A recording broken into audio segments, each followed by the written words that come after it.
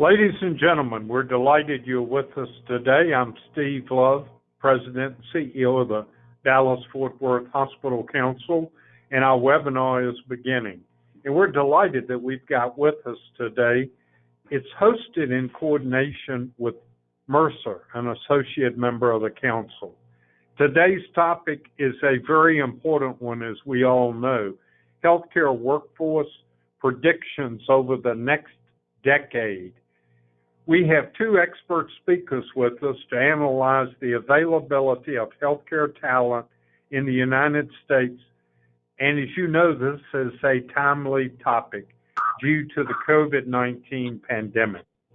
Our speakers today are Mr. John Dursey, a senior partner and healthcare industry practice leader at Mercer, and Dr. Tanner Bateman, a senior associate workforce analytics and also does strategic work at Mercer. With over 100 clinicians and other healthcare management resources around the world, Mercer provides outstanding consulting and other workforce solutions to help employers optimize the health, well-being, and productivity of their workforce. It helps improve human performance, which obviously impacts positive business results.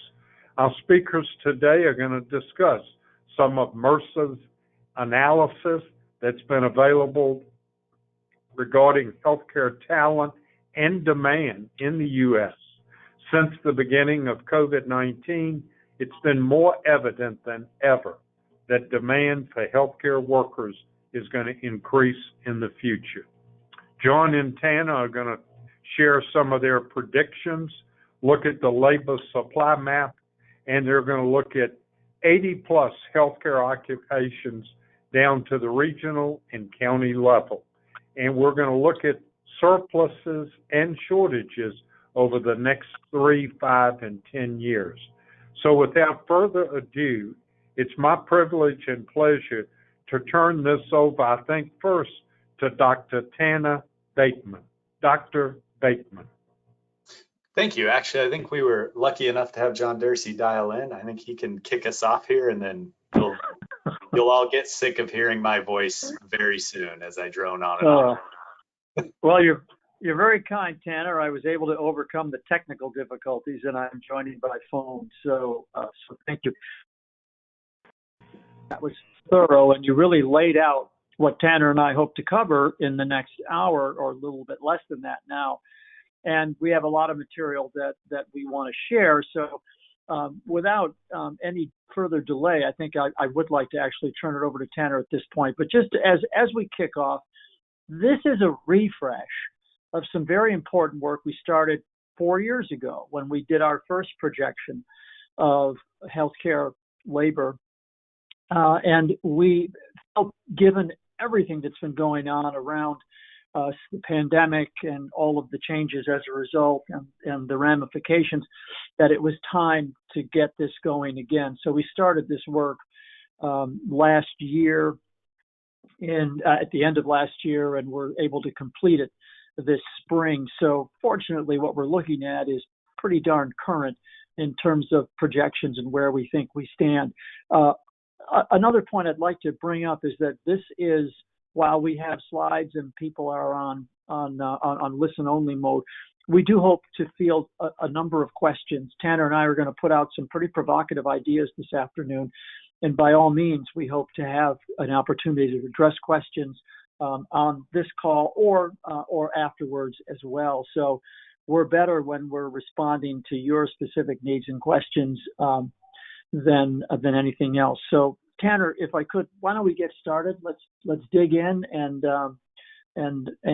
let's go from there. Thank you. Thanks, John. Appreciate it. So as we kind of kick this off, we wanted to give you a little bit of information around the method and how we came up with these projections and these forecasts that we're putting out there.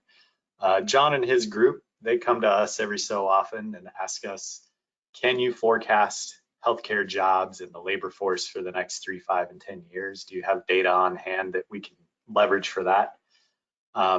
We were fortunate enough that 4 years ago, we were able to do this, but this year we were able to do it with a different level of granularity and analysis. We have a data vendor called EMSI that provide really strong base data set for us to run our analysis on. So they're providing all of the supply and demand elements around all 85 healthcare occupations in the Bureau of Labor Statistics Occupational Library. They have estimates and supply demand elements at the county level for every county in the US for all 85 of those jobs. What that does for us is really give us a strong picture of the supply and demand relationship into the future if you use this right. So on the demand side, IMSI is providing what we're calling national trends that are adjusted by state and economic development forecasts. We're going to use that for the demand side curve. That's how many people in these occupations we're going to need moving forward if current trends persist.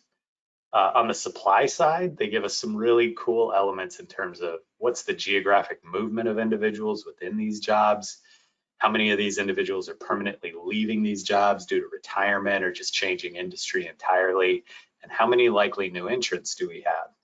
And the best part about that is we have it at the county level. So if you have registered nurse A moving from one county to another within the state of Texas, we have that built into the methodology and the estimates. The same way we would have that same person moving from, say, the state of Florida to the state of Texas or vice versa.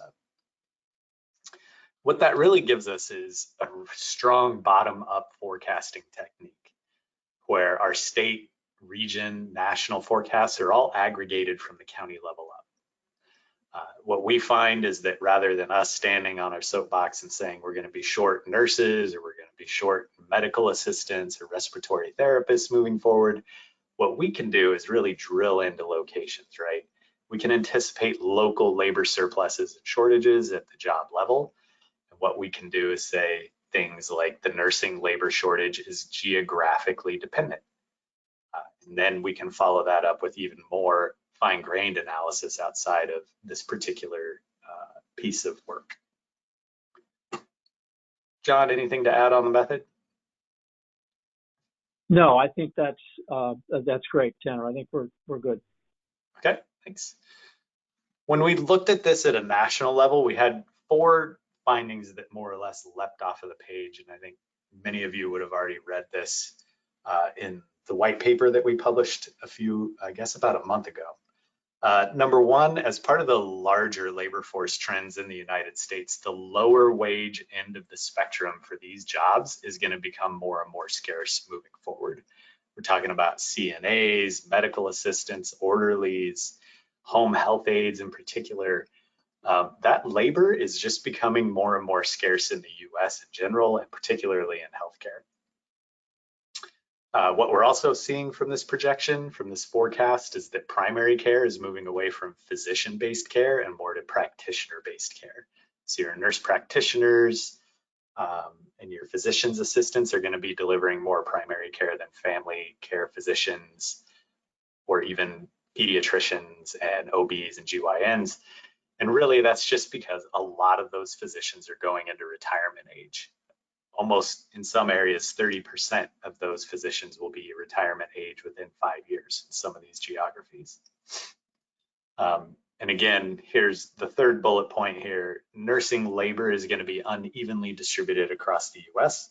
What we're finding is that nurses have been moving geographically before the pandemic, from the Northeast down to southern states or from the Midwest to the South.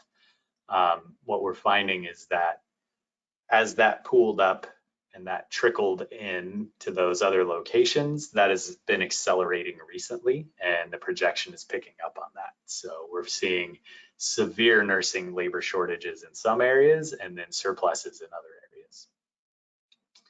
Another final thought here is around the mental health side of the labor force. Mental health hiring is going to pick up substantially. We're not necessarily projecting a labor shortage among mental health healthcare workers, but we are projecting a lot of demand for hiring, meaning it's going to be hard to get those individuals into those positions as fast as we need to get them there. John, anything that I missed on these 4 bullet points? No, and I think we're moving quickly enough through this because as we've heard many times, Tanner, there's not typically earth-shattering news in this. People are mostly aware of it, but I think as we dig a little deeper and get a little more specific to Texas and actually North Texas, I think it becomes, these details, I think, play out and it'll be interesting. So let's keep going. Okay. Yeah, that's true. I'm kind of known as Mr. Bad News these days as I go through these forecasts. So we'll see if that moniker fits after this session. Here's how we kind of get to the idea of where we are now to where we're forecasted to be within 5 years. I put this in terms of just a left to right path. So that lower wage healthcare workforce is kind of the top pathway. When we say we're going to be short on this labor, the picture looks like this. There's about 9.7 million healthcare workers in those lower wage occupations right now. The US is going to need that labor force to grow 10% in the next 5 years, meaning we're going to add almost 1 million individuals into that labor force. Unfortunately, right now, if current trends persist, we're going to lose 6.5 million of those laborers, of those workers, of those critical occupations within 5 years. Our best estimate says we're going to have somewhere between 2 and 2.5 million new hires come into that system. And when it's all said and done, by the time 2026 rolls around, we're looking at a 3 million worker shortage among lower wage healthcare workforce in the US. Again, that's part of the larger trend in the US, where the lower wage occupations are just not being backfilled as fast. And we're losing that labor permanently faster than we ever have, at least in my lifetime. Nursing is kind of a similar story where it's really the permanent labor loss that's hurting the projections. So if we lump in, say, RNs, LPNs, CNAs, nurse practitioners, nurse anesthetists, midwives, and call that nursing, there's about 5.5 million individuals working in those jobs. The US is going to need 6% more of that labor in the next 5 years. That's another 300,000 nurses. We're looking at a 2.2 million labor loss. That's 2.2 million individual nurses leaving that system permanently. And we're only seeing about 1.6 million into backfill. So we're looking at about a 400,000 person nursing shortage by the time 5 years rolls around. It's important here to note, though, that this is geographically specific, right? So there are states in the United States where we're projecting 500,000 nurses short by the time 2026 rolls around. Pennsylvania, New York, California are going to be short on their own more than 500,000 nurses, meaning there are other states where we are projecting a surplus, such as Florida, Georgia, I believe Texas as well. But even when we look within those states down to the county level, the findings are very geographically specific. We're going to get to that here pretty soon. That pathway I just showed you, that bottom path, this is what that path looks like on a national map, right? The nursing labor projection, there are states with surplus and there are states that are going to be at a deficit by the time 5 years rolls around. In states where we are projecting a surplus, when we speak to individuals that are operating in those states and individual organizations in those states, what we're seeing is that there's large traveler organizations that have based themselves in southern states before the pandemic that have been doing a lot of hiring during the pandemic. Businesses like Solient, American Mobile, HCA, TrueStaff. So we just want to say at the outset here before we go any further, in states like Georgia, Texas, South Carolina, where we're saying there's a surplus of nursing labor moving forward, it may very well be that it is because travelers are employing large numbers of this nursing workforce. So it's not readily available in terms of hiring them off the street. This might be in terms of contract labor. John, did you have anything to add to that? No, I'm glad you specified that because I think there will be a fair amount of dialogue around this, and especially in terms of how organizations compete with the travelers and certainly the agencies. So that's a helpful point. And let's keep going. Yeah. So when we look at Texas in specific, we're actually projecting a surplus, about 14,000 nurses within 5 years, right? That's great news, but let's dig a little deeper and see if the good news persists. So this is county by county, the state of Texas, that nursing labor.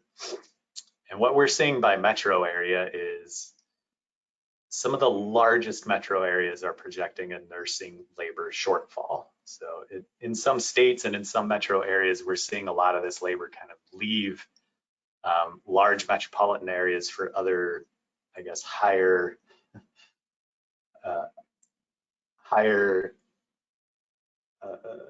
guess, desirable locations, right? So you can see a lot of the green counties down there on the Gulf Coast. What we're seeing is through these traveler agencies, a lot of this labor is leaving for locations that are just desirable to live in right now. Metro areas that are projecting a nursing labor shortfall in the next 5 years include Houston, Tyler, Waco, Dallas. Areas like Lubbock and Austin and McAllen and San Antonio are projected for a labor surplus in the next 5 years. And you can see the outline there of those counties up in and around the Dallas-Fort Worth area, that Dallas-Fort Worth, Tarrant County, Denton County, Dallas County, they're all projecting a labor shortage of nursing labor moving forward. When I dig into the raw base data that underlies this, and again, there's millions of data points under this, what I can see in the state of Texas and in these areas in particular is where we project a nursing labor surplus moving forward. It's about individuals that have geographically moved within occupation, meaning they're moving to a location because that's where they want to live and work, not necessarily because that's where they're employable, as it used to be in the past, right? What this really tells me is Texas is soaking up some of this labor from other states and maybe the Northeast and the Midwest, where they want to go find a better climate, where they want to get closer to the ocean or just find better weather. I'm not really sure exactly what any individual wants, but there is a significant geographic movement of nursing labor into Texas and other southern states that the projection is picking up on. John, did you have anything to add here? No, again, great point. Very helpful. And again, I think this will, I'm sure, trigger questions specific to some of the counties and the coloring. But yeah, this is great. Let's keep going. Okay. There are other, I guess, occupations that are critical, particularly in the North Texas area. If we look at Denton, Collin, Rockwell, Dallas, Tarrant, and Parker counties, there are some jobs like sterile processing and surgical techs where the labor shortfall is going to be more acute. We can see from this particular graphic on the left and the numbers on the right that we're going to be 23 to 40% short of demand, meaning if you needed 100 individuals in Parker County in these occupations, you're only going to have 66, right? What we can see is that this is in part individuals that are leaving those occupations permanently, but also people that are leaving out of the net hires, right? So net hires meaning geographically choosing to go somewhere else. So this is part of that kind of departure of labor out of the metro and urban areas and into other areas, even within the state of Texas.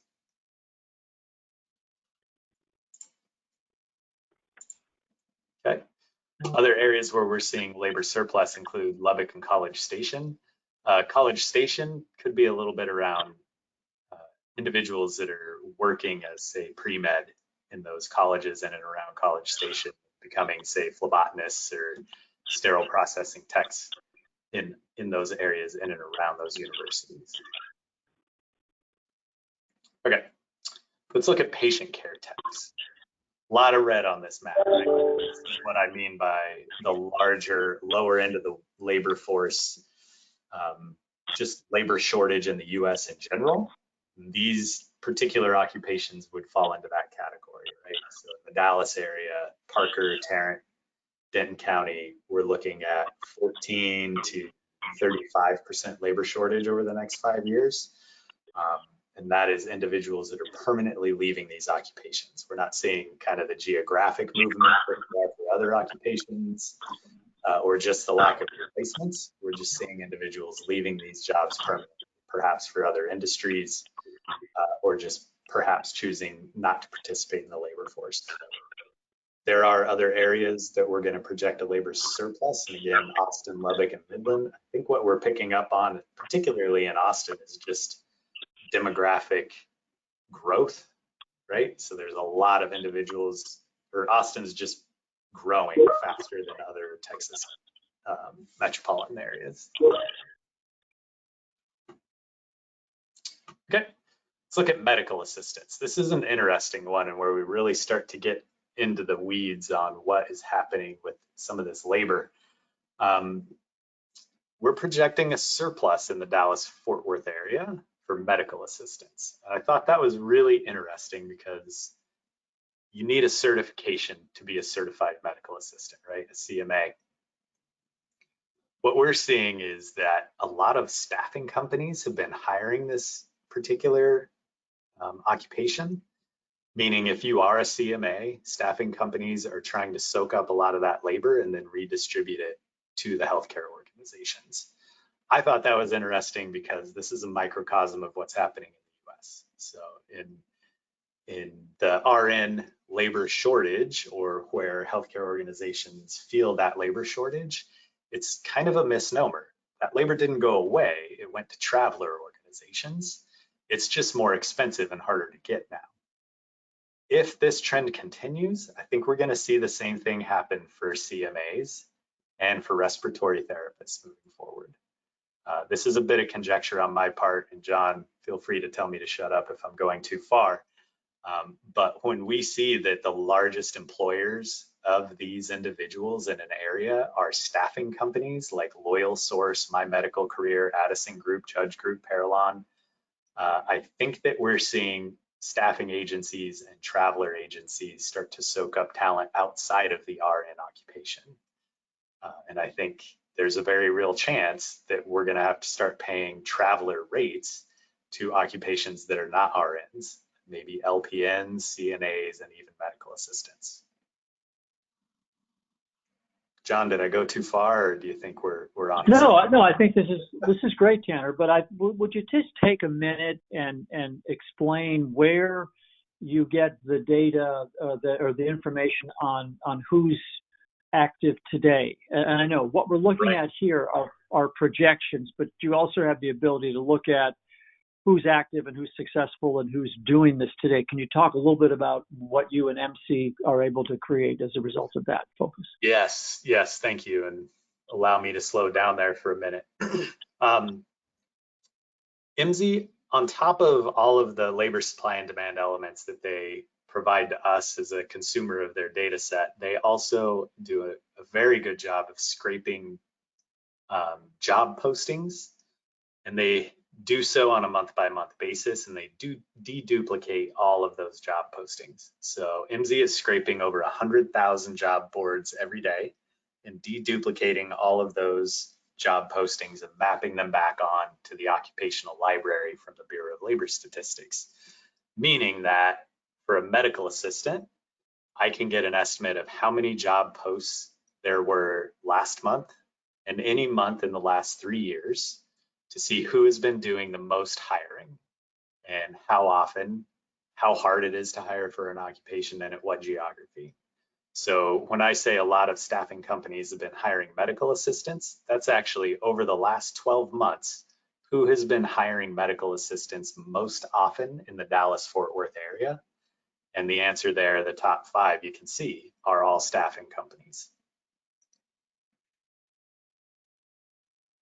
Covered a lot of ground there, John. Did I miss any points that you would like me to cover? No, that's great. I think that's fine. That's helpful, just so folks know that information is also available. It's not necessarily what we're going through in enormous detail today, but I think that the understanding present and the projections are important.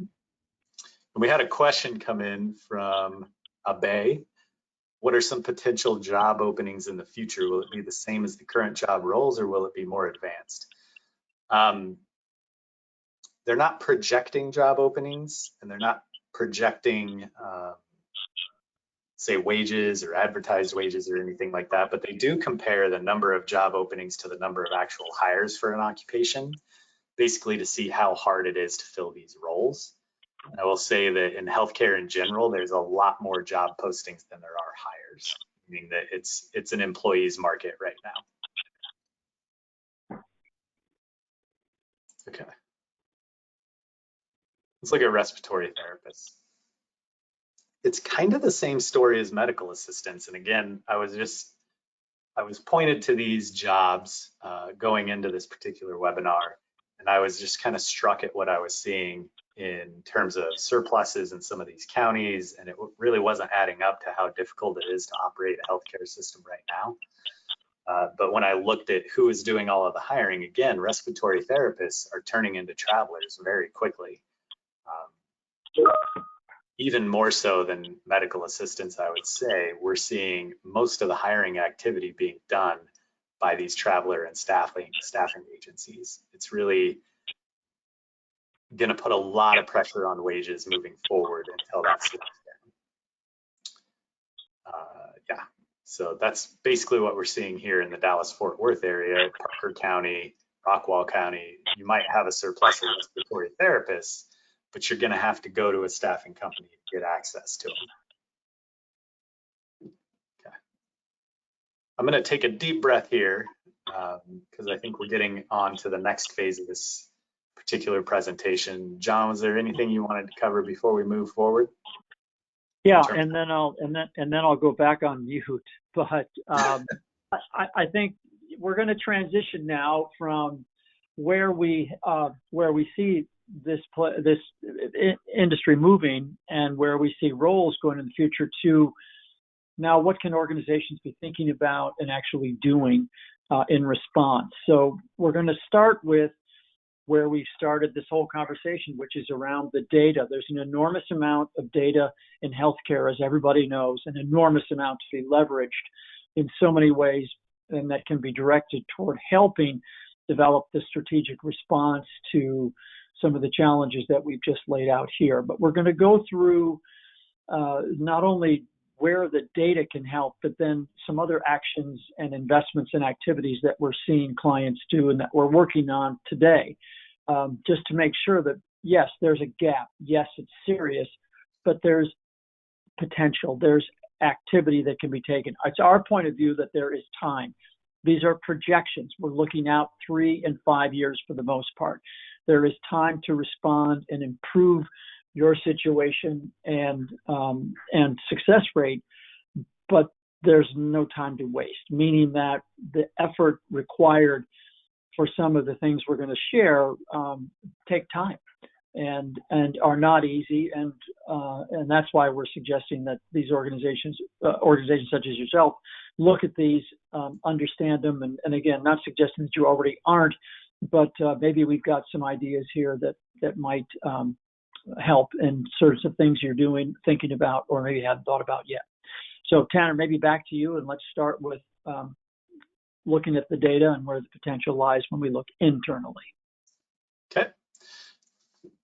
We did have a question here on where is hospice palliative care going from Hermina, and the answer to that is it's going the way of the other healthcare occupations, because our forecast is blind to whether you work in hospice or palliative care in a hospital. So to the extent that they're the same jobs, such as home health aide or CNA, the projection is the same. And for those particular occupations, it's not a positive projection. Okay, so what do you do about it, right? I personally work in workforce strategies and analytics, and our entire solution set and the way that we move people out of troublesome workforce trends and into better places is moving them up the analytics hierarchy, right? So it's about leveraging internal and external data, understanding where you are and moving forward. One thing we're getting from a lot of organizations right now is that, and results from survey work that Mercer is doing, is that the reasons people are leaving these occupations, or the reasons why an individual moves industry, are not changing qualitatively. They're changing in velocity, right? Meaning that the way we can address that now is the same as it was before the pandemic. It's just more urgent. So our whole solution set and most of the things that we tell our clients is, let's move you up the analytics hierarchy. Let's leverage the data that you have on hand and help you understand things that are going to make you more retentive as an organization. They're going to help you attract the right talent and when you need it. And they're going to help you target the right talent where you need it, when you need it. John, does that sound about right? Yes, absolutely. One thing we like to talk about is, it's one thing to understand the external labor market, which is what we just presented to you. But that's only meaningful if you understand your internal labor market. And what we really mean by that is, what are the internal talent flows? How do people come into your organization? How do they move up your organization? How do they move up career levels? And how do they choose or self-select out of your organization? Are there places where you're doing very, very well in terms of retention? Are there places where you're struggling in terms of retention? Understanding your internal talent flows is really just a critical starting point.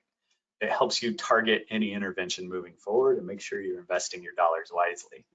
What you see on the screen in front of you is a DE&I focused internal labor market map, and it's a picture of an entire organization, how men and women have been hired into this organization, how they're promoted up the career hierarchy in this organization, and how they self-select out. And what you can see very clearly is that there are levels here where promotion and turnover and hire rates are just suboptimal for women compared to men. But even if you took gender out of this, what you could see is that there are critical career levels here. There's a lot of talent stuck in mid-professional, and maybe we need to do a better job at L&D or career development to get people across into senior professional and manager level.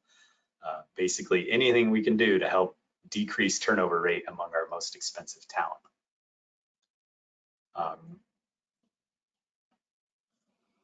It's a really interesting exercise because you can also forecast your workforce, right? So if you need 1,500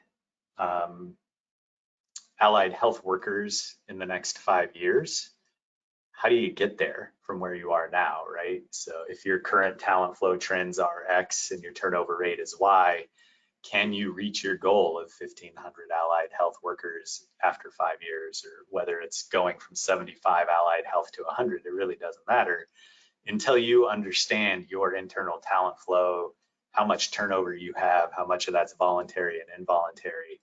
It's really hard to set goals around your business and around your hospital and around staffing needs. And your understanding your internal talent flows are critical to making that happen. John, did you have anything else around internal labor market mapping? No, I just think that when we get to the next couple of cases, I want people to be thinking that again, I mean, our reason for sharing these cases, and these are real cases and real work we're doing with clients. The next one is actually mine. But our point is that everybody that we work with, and our point of view again is we need to up the retention game. There just aren't enough workers to attract your way out of this challenge. So what else can be done to up the retention game? And part of the reason for this analytics discussion at this point in our discussion today is the opportunity just to be far more precise, far more prescriptive. The fixes are not cheap, but with precision and direction, we are seeing our clients make better decisions and better moves, and that's exactly what's required today. So when we talk about upping the retention game, it's understanding those data outside and inside the organization, and then learning and being able to leverage them. So why don't we, if you're ready, Tanner, let's move to the next couple of cases. Okay. So speaking of upping your retention game, this is a piece of work that John was involved in where we used workforce data to predict the retentive effect of your managerial practices for this particular firm. And really at the highest level, it really illustrates the difference between compensation and benefits as a attraction mechanism and an attraction strategy and a recruiting strategy versus your workforce practices and your managerial practices as a retention strategy. And what I mean by that is, if you look at this particular chart, percentages are the odds that you are going to leave this firm the next month. What are the changes in probability that you're going to leave the firm in the next month? So for every $10,000 we pay individuals in this firm, you get a retentive effect of a 3% reduction in monthly turnover rate, meaning that if your monthly turnover rate was 10%, if you give individuals $10,000, you can reduce that to 7%. On the other side of that, if your supervisor, I'm sorry, it would be 9.7%. Yeah. On the other side of that is your supervisor's span of control. So for every 10 employees, your supervisor is supervising, meaning how often do I get to interact with my supervisor? The bigger the span of control, for every 10 employees, the odds of you leaving that firm go up 48%. You're almost twice as likely to leave this firm, or I'm sorry, you're 25% more likely to leave this firm the next month if for every 10 employees, meaning your 10% baseline probability of leaving then goes up to 14.8%. That's a huge difference in bang for your buck in terms of what levers to pull. Do I pay more money for a small retentive effect, or do I change my managerial and organizational practices for a large retentive effect? We find this is particularly germane right now because the qualitative drivers of turnover are not changing, right? In terms of why individuals choose to leave your hospital or your community health facility aren't changing in terms of reasons why, qualitative reasons why, they're just changing in velocity. So if they left your organization because you were inefficient as a staffer before the pandemic, they're still leaving your organization because you're inefficient as a staffer now. They're just making that decision faster. John, was there anything you wanted to add in here? Well, no, I mean, the backstory was that finance and HR were at odds, and there was a decision made to increase pay because that is it appeared, again, this was pre-pandemic. This study was completed before COVID, but there was disagreement as to what the solution needed to be, and the decision was taken to increase pay at a significant cost.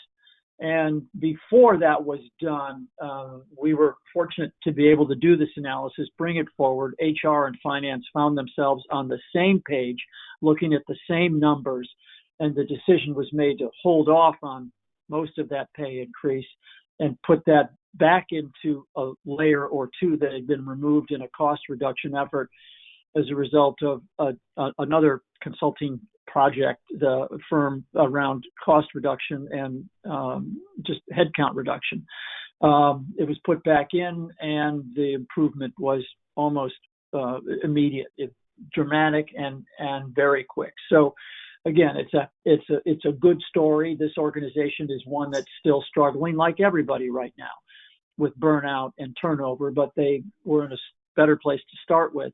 And there are a number of other things that they're doing to improve. And I'd say for the most part, they're better off than many of the others that I work with, but still an enormous challenge. But this put us in a different place. And I think patient care, patient satisfaction is important as well, which is how we want to move to the next slide, because I think it's important to point out not just what can be done, but what's at stake when we have these types of gaps, and what else besides some of the more immediate costs are we looking at, and what are the causes? So maybe, Tanner, let's move to the next point if you're good with that. Yeah, so I mean, I think the point of the previous slide was it's time to understand retention, get under the hood of it. There's no time like the present, but there's other things you can do with your data, and you can leverage it to things like patient satisfaction. So what you see here is essentially the relationship between workforce data, organizational practices, and the performance of facilities in a healthcare organization. And what we see here is that maintaining a workforce that has more experience, that has more gender diversity, that has more full-time workers, and very few experience turnovers in the last year can really bridge the gap between your lowest performing facility and your highest performing facility. In terms of, what does that really mean, boots on the ground? It's important to keep your critical personnel so that they can train your new hires and cultivate a very diverse and welcoming and well-trained workforce, right? The beauty of all of this is that you can use just your workforce data to increase patient satisfaction and move things forward and move the needle on that. You don't need to involve FP&A or every single data source in your organization. This is workforce data. John, did you have anything on this? Nothing further on this. Okay. You want to take us through the 1, 2, 3? Yeah, absolutely. And thank you for giving me the tip as to where we are on the slides. No problem. So again, I think, before we do that, are there any questions that have come in during the things that Tanner has been sharing? This would be a good point to take any questions if we've got them. No questions at this point. Okay, good. Thank you, Steve. So we want to just begin to get our arms around. So what does this response actually look like if we were to develop a plan or a bit of a roadmap? And this is not to suggest that this is easy or that it can be done quickly, but what we've tried to do is lay out this sort of 1, 2, 3 approach. We've covered 1 and 2, where we're talking about starting out with understanding the employment market, the external market that you operate in or that's near to where you operate in, to understand what's possible, where are the roles. And again, what you saw today was output of a tool that Tanner and his team used that we've developed jointly. We're making it available to clients. If clients want it, they can buy it. It's not very expensive, but we have been making it available to certain clients that have that analytic capability and desire. That's certainly something we can talk about, but this is purely output from a tool. But while I don't want to make it sound like it's simple, it is important and the data is available. MC, as you've heard, is a terrific partner of ours and provides outstanding data, and it puts us in a position to continue this work. We've been doing this labor analysis for some 25 years, so we're good at it. And now with regard to MC, I think we're even better. So external, understand that market, where the potential is and where the problems lie. Again, then direct and leverage your data to be able to understand internally, what is it that is going on here in this organization. We look at the internal labor market map. We understand root cause of turnover. While we're at it, other elements regarding gender, ethnicity. But it's basically just leveraging what are all the things about our human capital practices that we could and should understand as we embark on where we're going to be and how we're going to attack the issues related to upping our retention game. But in the step 3 is where we wanted to put out some additional thoughts that we're really spending a lot of time with clients on. And these are some of the other things that organizations haven't necessarily tried or tried to the level that they would like to. And I would direct you first to the upper left section, which is all around work and redesign of work, where we believe there's potential to be looking differently at many of these roles, clinical and non-clinical, to deconstruct and reconstruct and think about ways to make them more flexible, more sustainable, more attractive. And this is work that's going on, understanding skill-based maybe versus some of the rigidity of jobs. And this is all what we believe and what we're hearing attractive to organizations, to individuals. When we think about top of license or agility, ability to move across the organization, it's an area that we would encourage you to explore if you're not already, and how and what potential that brings, we think is significant. Moving across to staffing, we work with many, many clients, and there's a broad spectrum of how organizations approach and handle staffing, from very sophisticated to frankly, very unsophisticated. And our belief on staffing is that there is potential to be thinking differently, beginning to think about putting this as much as possible on the individual's terms, more so than the organization, and how can we improve how we think about staffing and the availability of opportunities for the individuals that work here. Training and development, again, ways to accelerate, ways to deepen, ways to provide more on-the-job certification, and a chance to relook at learning and how and what we're able to do in terms of improving that situation. And then the organization are also critical elements around obviously DEI, but employee experience overall, leadership. And we have total rewards here, and this is a good segue to the next slide, because in healthcare, we're really not using the term total rewards very much anymore, but we're actually referring more to unmet needs.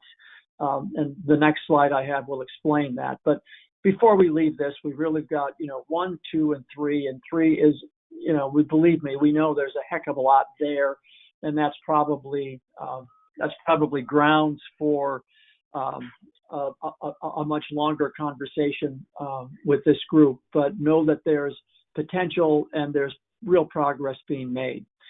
But if we could move to the next slide, and this is some interesting findings we just had, and this is, again, the focus is on what we're seeing and what we're hearing, some of what we expected to hear and some of what we didn't. So Mercer does a lot of work in engagement surveys. And earlier this year, we rolled up all of the provider healthcare engagement survey work we do. And it's a lot. We had 1.8 million data points. So we feel pretty good about what we're hearing here. And we tried to summarize what are the points that we heard from this healthcare workforce as we rolled out and conducted engagement surveys. And along the top of the slide, you'll see things that we would expect to see with the healthcare workforce around understanding their job and believing in the importance of it and their training and preparation and the importance of the mission and how they feel when they're able to deliver the care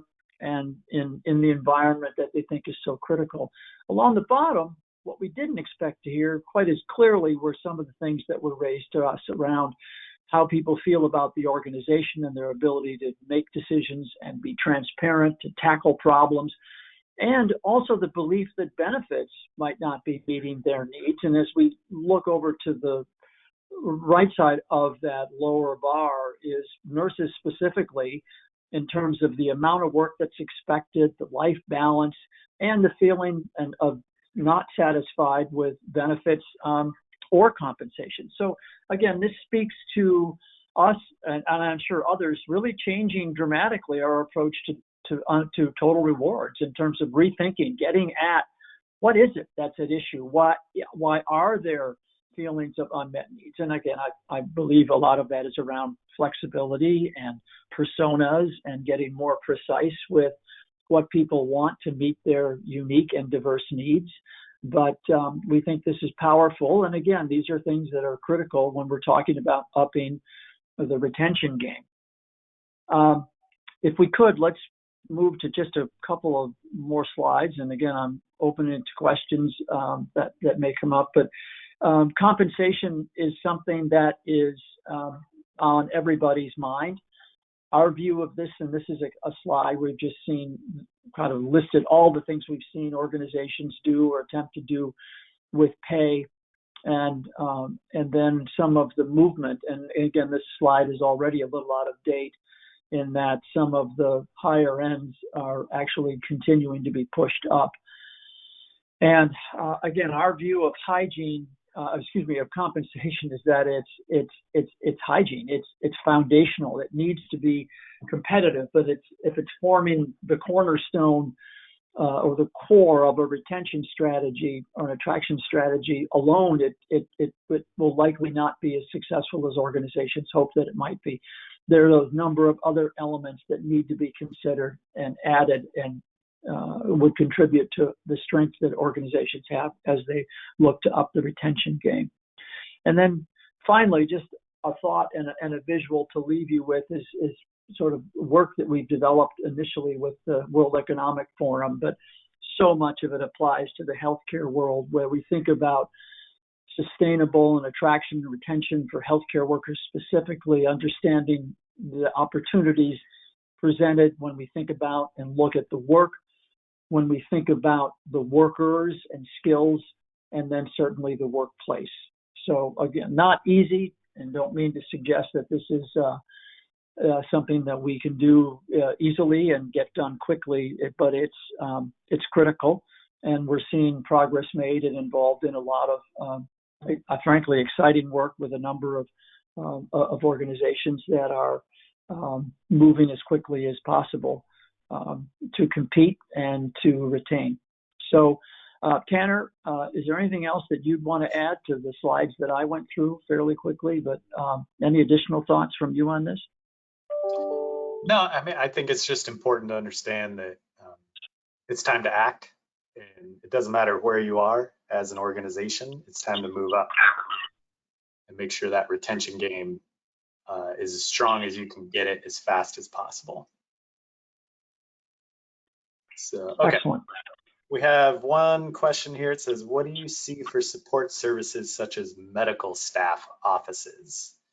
That is falling into the category of the lower end of the wage spectrum. So unless you are a manager level or executive level, we're seeing kind of the same trend where they're selecting out of that industry faster than you would like. That's from Dennis. Any other questions? Did we have any questions from the hosts? Yeah, as a matter of fact, I've got a couple of questions I'd like to ask if I could, Tanner and John.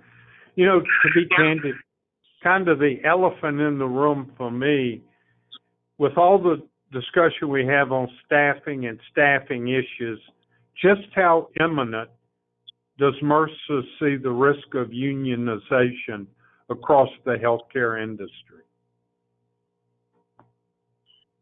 Let me start with that, Tanner, and then please chime in. I would say that there's not a client that I'm talking to that hasn't got unionization if they're not currently unionized to some degree, where it's not on their radar screen and there's not a level of concern.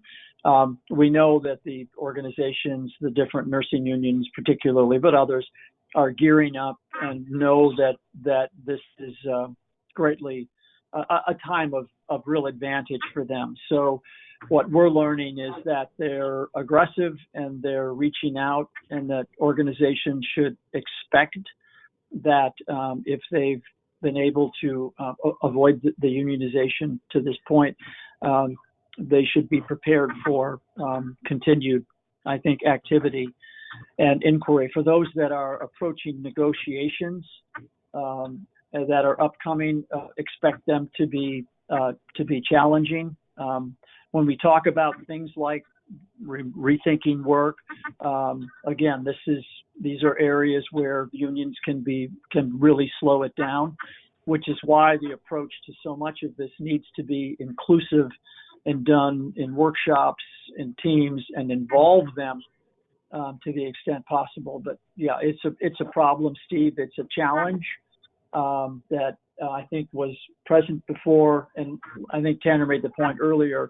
I think what we're looking at now is challenges that are accelerated and deepened as a result of the pandemic and the situation we find ourselves in. Tanner, anything Thank you would add to that? No, I mean, I personally just view it as an employer empowered situation right now, or employee empowered situation right now, which just boosts how competitive and aggressive unionization efforts are going to be. We have a question from Lee on the higher prices paid for agency and employed nurses is not sustainable.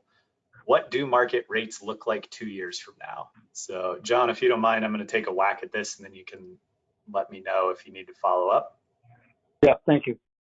I've done a little bit of client work on this, and what I can say is it really depends on the job. And I'm more of a supply and demand believer that these things will shake out how they shake out based on supply and demand. So The RN prices you're paying for agency nurses are not sustainable. And because the labor supply is there, it's just through travel agencies and staffing agencies, I see that cooling off faster than something like the LPN wage rates, meaning that the LPN wage rates are driven by a shrinking labor supply that is going to persist for years, whereas the RN wage premiums that are being paid now are based on demand and employers in a hiring frenzy that includes these staffing agencies that are driving things up. So I think you're going to see those wages come down faster for RNs than for other occupations like LPN. You know, another question I have, and thank you for that answer. You know, we've talked a lot about attraction and retention of healthcare workers, but as Mercer and as both of you personally go across the nation and speak with healthcare executives, what other issues are on their minds in your viewpoint that we should be concerned about, that they're worried about? I think that's a great question, Steve. I think that, again, it's so much of this is dependent upon the unique situation that each healthcare provider system finds themselves in. The one thing uniformly, I think, across the U.S. that is of great concern is what we've been talking about today, which is the labor and labor shortage. And connected to that, clearly, our burnout and just the mental well-being, mental health of the workforce. And I think those are issues that are, I think, closely connected. I think that other issues that we, you know, observe and learn about clearly are around the speed with which organizations need to move today versus how they maybe historically have moved. And I think this is a point of discomfort because historically healthcare has been very careful, very conservative, and very much knowing exactly what each step of their journey is going to look like to the extent possible before they embark on it. And I think this is a real challenge for leaders, and it's a real challenge for people in various functions, HR, finance, IT, whatever, that the time is such that it's requiring organizations to move forward without necessarily all of those questions answered and be able to assume greater risk and in terms of what that might mean, even as it pertains to patient care. And I think that that's where there is an enormous challenge. So again, I observe organizations, there might be 8 or 10 themes that are consistent across healthcare that what organizations need to do in terms of labor and cost and transformation. But again, I stress the uniqueness of each system and sometimes even facility within system for their the market they serve, their leadership, their culture, their financial position. So much of that influences heavily what and how they start and where they and how they sequence. Tanner, anything you'd want to add to that? No, I mean, I think the discussions we have as we speak to employers across the country really center around solving this issue. And in one way, shape, or form, they're all trying to solve for retention and trying to make sure that they can be the employer of choice, right? So they all understand the challenge, and now they're all trying to be creative and figure out how to get there. Well, gentlemen, I want to tell you this worked out well. We're approaching the top of the hour, and there are no questions pending. So, Dr. Bateman and Mr. Dursey, we can't thank you enough for this excellent webinar. We thank you for the Mercer research, your analysis, your forecast, your predictions, and we know that all the attendees got a lot out of this. And I know we're going to be able to share this presentation with the attendees, but we want to thank you so much for being with us, and we appreciate all of your expertise. Thank you, very much, Steve. Dr. Our Clark. pleasure. We've enjoyed it. Thanks. Well, we're going to conclude the webinar, and we hope everyone has a safe evening and a wonderful day. Goodbye.